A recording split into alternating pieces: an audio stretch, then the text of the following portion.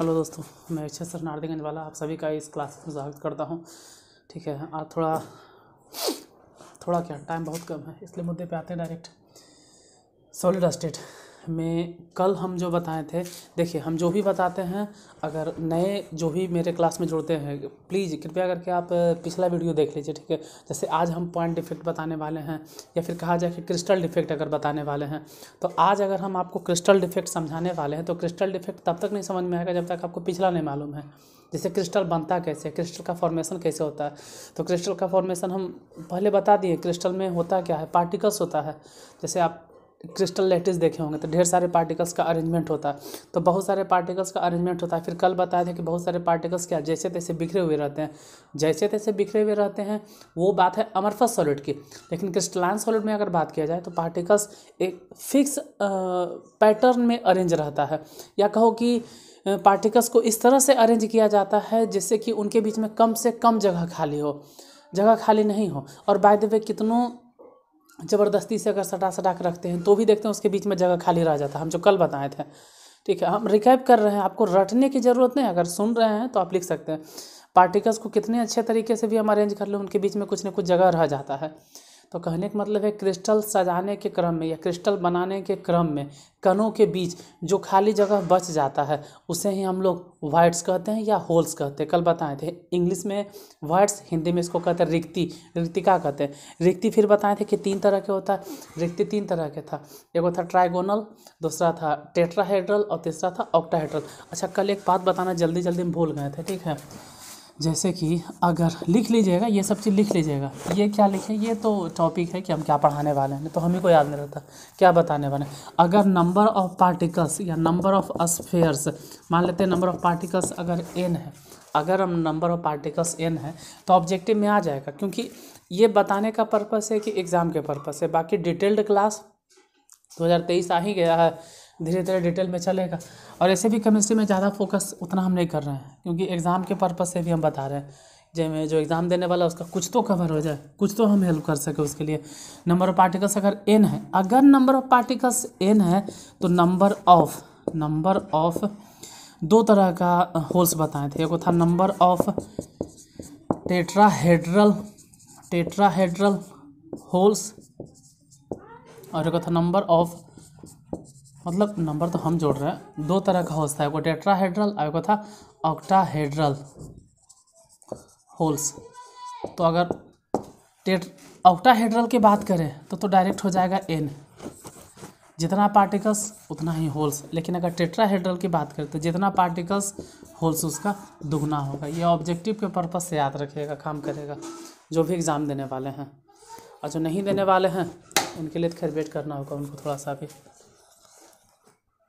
हम जान रहे हैं कि हम केमिस्ट्री में बहुत कुछ तो नहीं बता पाएंगे, बहुत कम बता पाएंगे, लेकिन जितना भी हमसे बन पड़ रहा है हम आपके लिए लगे। जैसे आज फिर हमको टाइम नहीं मिल रहा, फिर भी लगा चलो कम से कम एक रफ डायग्राम बता देते हैं।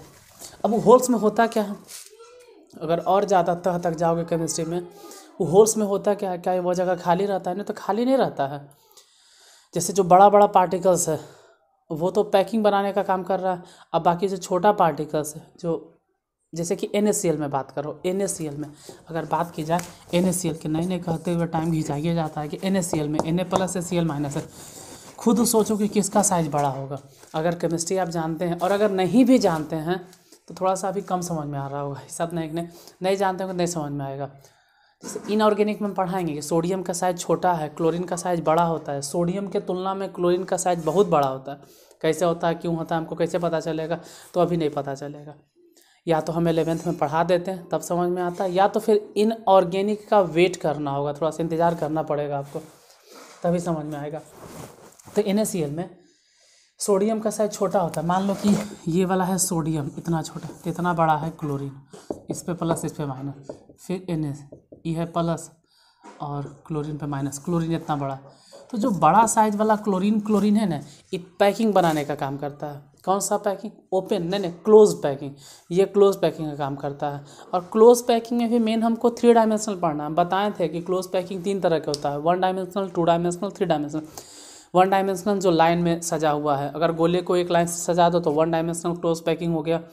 अगर गोले को टू डायमेंशनल फॉर्म में सजा दो, मतलब 1 लाइन 2 लाइन 3 लाइन, तो लंबाई चौड़ाई दोनों आ जाएगा, मतलब वो हो गया 2 डायमेंशनल क्लोज पैकिंग। लेकिन अगर लंबाई चौड़ाई और तह पे तह लगाते जाएंगे तो 3 डायमेंशनल क्लोज पैकिंग हो जाएगा। तो 3 तरह के क्लोज पैकिंग था। इसकी जो बात कर रहे हैं 3 डायमेंशनल क्लोज पैकिंग है कि 3 डायमेंशनल क्लोज पैकिंग में बड़ा बड़ा पार्टिकल्स पैकिंग का काम कर रहा है, जो छोटा छोटा पार्टिकल्स, जैसे सोडियम का साइज छोटा है, तो जो सोडियम का साइज छोटा है ना, वही जो होल्स की बात कर रहे हैं ना, जो कहें कि वहाँ पे जगह खाली रह गया, अब उड़ रहा होगा दिमाग से होल्स कहाँ से आ गया, तो कल वाला वीडियो देखना पड़ेगा प्लीज़ आपको।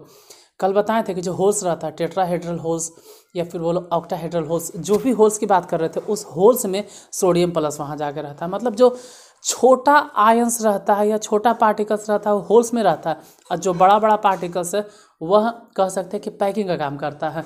तो बड़ा पार्टिकल्स पैकिंग का काम कर रहा है और छोटा पार्टिकल्स होल को भरने का काम कर रहा है या वॉइड्स को फुलफिल करने का काम कर रहा है। होल्स को हिंदी में रिक्तियाँ कहते हैं, वॉइड्स को भी हिंदी में रिक्तियाँ कहते हैं। तो यहाँ तक कल बता दिए थे। आज हमको जानना है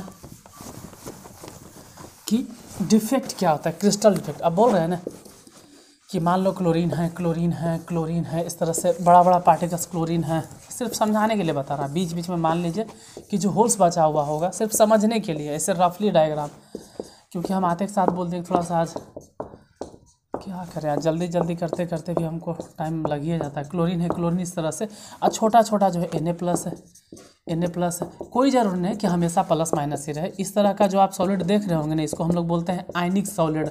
अगर ये आपको दिखाई दे रहा होगा तो शुरू से मेरा क्लास अगर आप देख रहे हैं तो हम बताएं कि इस टाइप के सॉलिड को हम लोग बोलते हैं आयनिक सॉलिड। उसमें बताए थे कि जो सॉलिड आयन से मिलकर बनता है उसको हम लोग आयनिक सॉलिड कहते हैं। तो ये सॉलिड आयनिक सॉलिड है। अब आयनिक सॉलिड को फिलहाल दूर रखते हैं, आयनिक नॉन आयनिक क्या होता है वो आप देख लीजिएगा, पीछे बताया हुआ सब। आयनिक सॉलिड में से अगर किसी तरह से यहाँ से मान लो सोडियम प्लस गायब हो जाए, अगर सोडियम प्लस हट जाए, हम सोडियम प्लस को हटा दें किसी भी तरह से, तो आप बोलेंगे ना कि जितना पार्टिकल्स उस सॉलिड में था उसमें से एगो सोडियम प्लस गायब हो गया या सोडियम हट गया। जैसे ही सोडियम प्लस हट गया तो जाहिर सी बात है उसका जो रेगुलर अरेंजमेंट है, जो अच्छे तरह से सजा हुआ, वो तो गड़बड़ा जाएगा। जैसे मान लीजिए कि मान लो सपोज दैट कि 50 गो गेंद है, अब फर्श पे आप सजा के रखे हुए हैं, तो 50 गेंद पूरा एकदम सटा सटा के रख ले, एकदम पूरा ठैचम ठैची में है, ठैचम ठैची में तो पूरा मतलब इधर से ई धक्का इधर से वो धक्का, फिर भी सब अपने अपने जगह पे फिक्स है। लेकिन बीच से अगर एक गेंद निकाल लोगे ना तो जगहिया जैसी खाली होगा ना, बाकी सब गेंद इन्ने उन्ने ढनकने लगेगा, इधर वो लुढ़केगा उधर ही लुढ़केगा, लुढ़कना शुरू कर देगा। क्यों? ये उसके हट जाने के कारण डिफेक्ट हो गया। तो सेम चीज़ वहाँ होता है, जैसे पार्टिकल अरेंज है वैसे ही रहने दीजिए। लेकिन अगर बाय द वे वहाँ से एक पार्टिकल हट जाता है या 2 पार्टिकल्स हट जाता है तो पार्टिकल्स के हटने से उसके अरेंजमेंट में कुछ ना कुछ गड़बड़ी आ जाती है। और जो पार्टिकल्स मतलब कण होता है, ठीक है। अब पार्टिकल्स जो बोल रहे हैं इसको इंग्लिश पकड़ के ऐसा नहीं पढ़ेंगे इंग्लिश में, नहीं यार, पार्टिकल्स का हिंदी ढूंढ लो। कण हम साइंस समझा रहे हैं, साइंस आपको पार्टिकल्स हट गया, साइंस समझ जब ध्यान दो, हिंदी इंग्लिश में मत, ठीक है। पार्टिकल्स अगर हट जाए, एक भी कण अगर हट जाए, बाय द वे अगर दोनों हट गया तो प्लस वाला भी माइनस वाला भी तो भी कोई दिक्कत है, हट तो गया ना। अगर एक भी पार्टिकल्स हट गया तो उसके रेगुलर अरेंजमेंट में जो नियमित सजावट है उसके सजावट में प्रॉब्लम हो जाएगा। और इस तरह का जो रेगुलर अरेंजमेंट में जो डिफेक्ट आता है या जो प्रॉब्लम आता है, इसी को हम लोग बोलते हैं क्रिस्टल डिफेक्ट। यानी कि सिंपल भाषा में अगर बोले हिंदी में तो कह सकते हैं कि क्रिस्टल में से कणों के हट जाने से या कणों के अपने नियत जगह से हट जाने से, क्रिस्टल में कणों के अपने नियत जगह से हट जाने से या हट जाने के कारण उस क्रिस्टल में जो दोष आता है या उस क्रिस्टल में जो दिक्कतें पैदा होती है उसे हम लोग क्रिस्टल डिफेक्ट कहते हैं, क्रिस्टल दोष कहते हैं। जैसे क्रिस्टल मैंने समझ रहे हैं बहुत सारा पार्टिकल्स है, अब पार्टिकल्स को सजा के रखे। देखो पार्टिकल्स जहाँ पे रहता है उस बिंदु को हम लोग कहते हैं लैटिस पॉइंट, उसको तो कहते हैं लैटिस पॉइंट। क्यों? पॉइंट क्या है? लैटिस पॉइंट है। अब पूरा लैटिस पॉइंट और एक एक पार्टिकल्स अगर सब सजा दे, यूनिट सेल बहुत सारा बनता है। अब मान लो सब लैटिस पॉइंट या सब लैटिस पॉइंट को अगर एक साथ हम बांध कर देखें तो उसको बोलेंगे क्रिस्टल लैटिस। वो पूरा क्रिस्टल लैटिस है। उसमें से अगर एक पार्टिकल से हट गया, मतलब लैटिस पॉइंट हट गया। कहने का मतलब है जहाँ पे वो गोला रहता है उसके केंद्र को हम लोग लैटिस पॉइंट कहते हैं। तो लैटिस पॉइंट अगर हट गया तो अरेंजमेंट में गड़बड़ी आ जाएगा। एका भी पार्टिकल्स गया नहीं यार, एको गो पार्टिकल्स तो उसके रेगुलर अरेंजमेंट में गड़बड़ी आएगा, और इसी गड़बड़ी को हम लोग क्या कहते हैं, पॉइंट डिफेक्ट कह रहे हैं, क्रिस्टल डिफेक्ट। तो आज का जो टॉपिक था, या आज का जो मुद्दा है, वह है क्रिस्टल डिफेक्ट। यही आज है। आज हम एक डायग्राम के थ्रू समझा देते हैं, इसको 2 पार्ट में करके समझा देंगे, कल और डिटेल्स हम समझा देंगे। आज का जो मुद्दा है वह है क्रिस्टल डिफेक्ट। स्पेलिंग के पीछे मत जाना, स्पेलिंग हमसे गलती होते रहता है, इसके पीछे नहीं जाएगा, स्पेलिंग गलती होते रहता है, माइनर बात है मेरे लिए। क्रिस्टल डिफेक्ट इंग्लिश में बोलते तो हैं, लिखते तो हैं, लेकिन स्पेलिंग अच्छा खासा गलती होता है। जैसे क्रिस्टल डिफेक्ट को अगर हिंदी में कोई लिखना चाहे तो कैसे लिखेगा, तो कुछ नहीं, क्रिस्टल को हिंदी में लिखा जाता है क्रिस्टल, और डिफेक्ट को लिखा जाता है दोष। अब इतना सा के लिए आप कहीं नहीं समझ में आता। क्रिस्टल डिफेक्ट 2 तरह के होता है। क्रिस्टल डिफेक्ट 2 तरह के होता है। एक होता है लीनियर डिफेक्ट, एक होता है लीनियर डिफेक्ट, एक तो होता है लीनियर डिफेक्ट, और दूसरा हो गया पॉइंट डिफेक्ट। आज वाला डायग्राम में ध्यान दीजिएगा। अगर डायग्राम सब, बहुत सारे स्टूडेंट को यही दिक्कत होता है, पूरा डिफेक्ट हम समझा दिए, Schottky defect, Frenkel defect, interstitial defect, vacancy defect, metal excess defect, metal deficiency defects, point defect, impurity defect. उसके बाद जब पूछते हैं सब बाउंस कर गया, बस खाली सुनाई दिया, आप बक रहे थे, हम तो बकरा बन गए।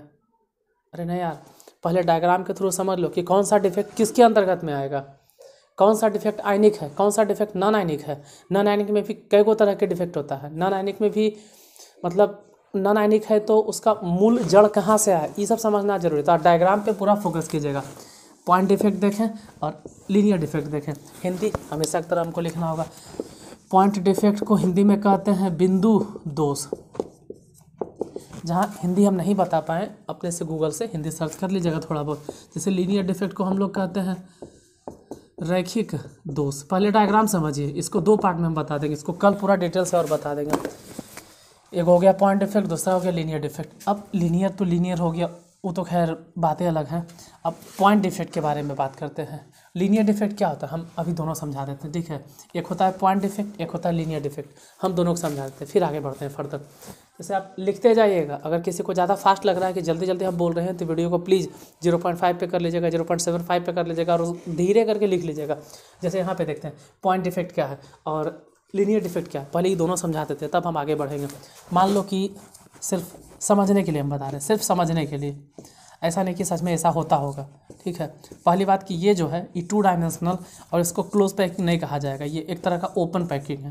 हालांकि किताब में लिखा हुआ है शायद कि क्लोज पैकिंग, हम उतना ध्यान भी नहीं दिए, लेकिन मेरे हिसाब से क्लोज पैकिंग नहीं है। क्यों? क्योंकि इसके बीच में अच्छा खासा जगह खाली है। क्लोज पैकिंग कब होगा, जब ये यहाँ ना इसके बीच में रहता है, ये वाला एजा नहीं बीच में रहता है, ये वाला यहाँ नहीं बीच में रहता है। मतलब क्लोज्ड पैकिंग का मतलब है कि कम से कम जगह बचे, कम से कम जगह। तो यहाँ तो अच्छा खासा जगह बच रहा है। खैर उसको अभी मुद्दा नहीं बनाना है और उस पर नहीं अटकना है। इस तरह का पार्टिकल सजा हुआ है, मान लेते हैं पार्टिकल सजल, हालांकि यह है ओपन पैकिंग, होना चाहिए क्लोज पैकिंग। 2 डायमेंशनल, इसका कल नाम बोले होंगे हम, square closed packing in 2 dimensional. तो square closed packing in 2 dimensional बोलो तो भी सेम चीज़ बा, एनसीईआरटी यही लिखता है, लेकिन हम बोलते हैं कि ओपन पैकिंग इन 2 डायमेंशनल, इसी को कहा जाता है ओपन पैकिंग। क्लोज कब होगा, जब बीच बीच में जाएगा। हालांकि इसका नाम हम बोले होंगे, इसको बोलते हैं square close packing in 2 dimensional. और वो वाला जो सोच रहे हैं ना, अगर कल आप देखे होंगे तो उसका नाम था 2 डायमेंशनल हेक्सागोनल क्लोज पैकिंग, अगर वो ध्यान होगा तो। खैर छोड़ो। अगर यहाँ से मान लो कि होगा सोडियम या क्लोरीन सब क्लोरीन है। हालांकि क्लोरीन नहीं बोला जाता है, जब क्लोरीन के ऊपर माइनस वाला चार्ज आ जाए तो याद रखिएगा उसको क्लोराइड कहा जाता है। क्लोराइड, क्लोरीन से कन्वर्ट हो जाता है क्लोराइड में। जैसे फ्लोरीन पे माइनस चार्ज आ गया तो उसको बोलेंगे फ्लोराइड, ब्रोमीन पे अगर माइनस चार्ज आ गया तो ब्रोमाइड, आयोडीन पे अगर माइनस चार्ज आ गया है तो आयोडाइड। वो आयोडीन फिर नहीं रहता, वो आयोडाइड, क्लोराइड, फ्लोराइड, ब्रोमाइड, उसको जनरली फॉर्म में बोला जाता है हैलाइड। पढ़िएगा, पूरा डिटेल से पढ़िएगा ये सब चीज़, बाद जब हैलाइड पढ़ाएंगे तो। फिलहाल ये पार्टिकल्स, अगर इसमें से एक पार्टिकल्स हट गया, अगर एक कण हट गया, मान लो एक को क्या हटा, कहीं बीच में सोडियम प्लस भी तो होगा छोटा सा पार्टिकल्स, अगर ये भी हट गया तो हम कहेंगे ना कि एक पॉइंट यहाँ से हट गया और एक पॉइंट यहाँ से हट गया, 2 पॉइंट हट गया, मतलब 2 पार्टिकल्स हट गया। एक आ पार्टिकल्स और कहीं से हटा दो, सपोज दैट इसको भी हटा दो, यहाँ से सोडियम प्लस। हालांकि इतना हटता नहीं है, एक को हटने में तो हालत ख़राब हो जाता है। एक पार्टिकल्स हटने के बाद इसका औकात नहीं कि दूसरा पार्टिकल अपने से हटाएगा, बड़े मुश्किल से हटता है। एक भी पार्टिकल्स अगर निकल गया ना तो इसी में इतना परेशान हो जाता है कि दूसरा पार्टिकल्स कोई क्या निकालेगा या क्या इसमें से हटेगा। एक ही पार्टिकल्स निकलने के बाद ये एकदम इरेगुलर हो जाता है, एकदम गड़बड़ा जाता है स्थिति, मामला गड़बड़ हो गया। तो मान लो कि अगर एक पार्टिकल हट गया या फिर क्लोराइड भी हट गया और सोडियम भी हट गया, इसके हटने से क्या होगा, आयनिक कंपाउंड था, अगर Cl- हट गया और Na+ हट गया, मतलब माइनसों वाला चार्ज निकल गया और प्लसों वाला चार्ज निकल गया, तो इसके कहते हैं कि इस जो भी है सॉलिड, इस पर कोई असर नहीं आएगा, इस पर कोई चार्ज नहीं आएगा। लेकिन दो पार्टिकल्स तो हट गया, पार्टिकल्स हट गया मतलब बिंदु हट गया।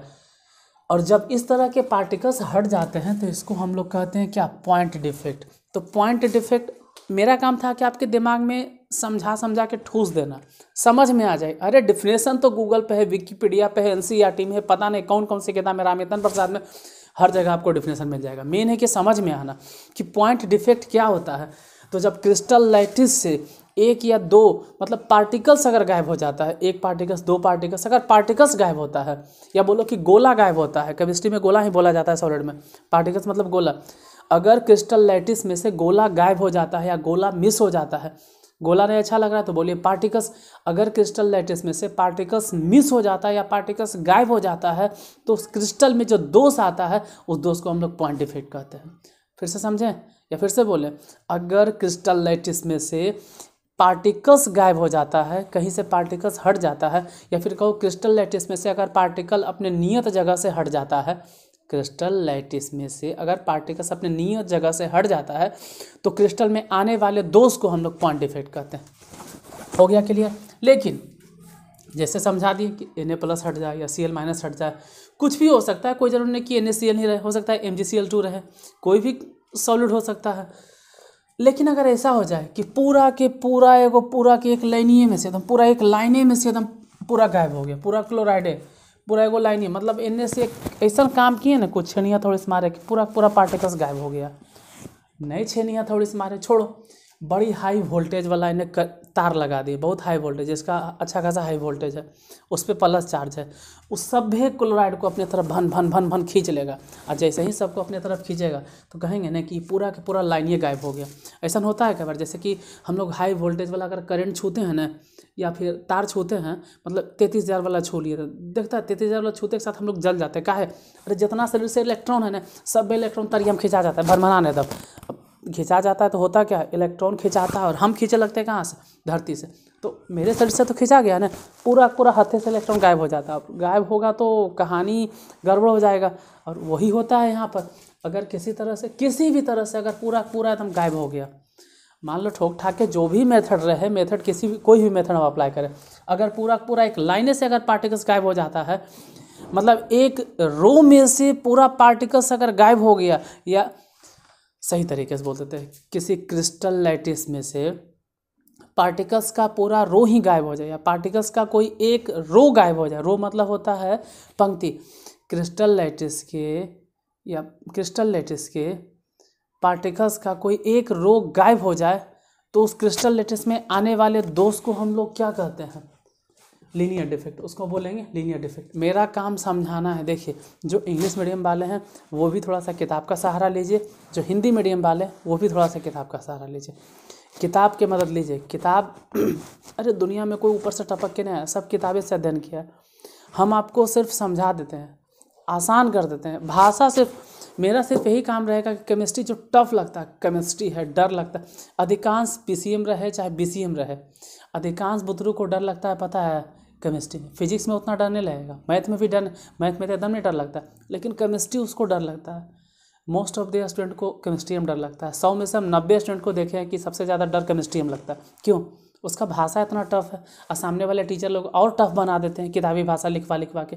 किताबा में तो लिखल है ही है, फिर हम किताबें पढ़ा ले जाए हैं, अरे कुछ अपने भाषा में। वही हम कह रहे हैं यहाँ पे कि पॉइंट डिफेक्ट समझ गए। लीनियर डिफेक्ट क्या है कि अगर किसी क्रिस्टल लैटिस में से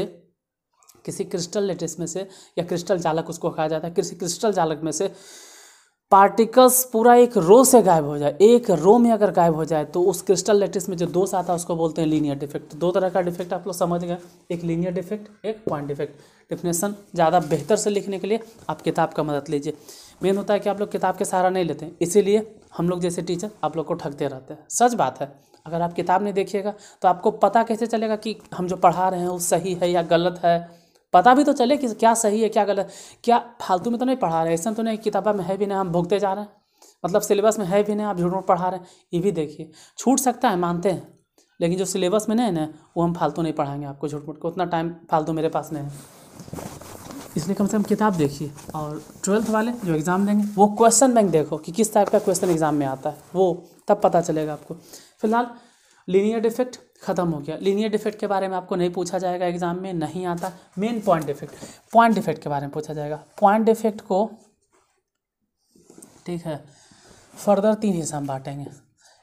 पूरा डायग्राम ध्यान रखिएगा। एगो तो हो गया स्टोकेमेट्रिक डिफेक्ट, स्टोकेमेट्रिक स्पेलिंग, ये तो गलती होते रहता है स्टोकेमेट्रिक के स्पेलिंग के मामले में स्टोकेमेट्रिक डिफेक्ट या कहो स्टोकेमेट्रिक पॉइंट डिफेक्ट, ज़्यादा अच्छा रहेगा स्टोकेमेट्रिक पॉइंट डिफेक्ट। और दूसरा होता है नॉन स्टोकेमेट्रिक और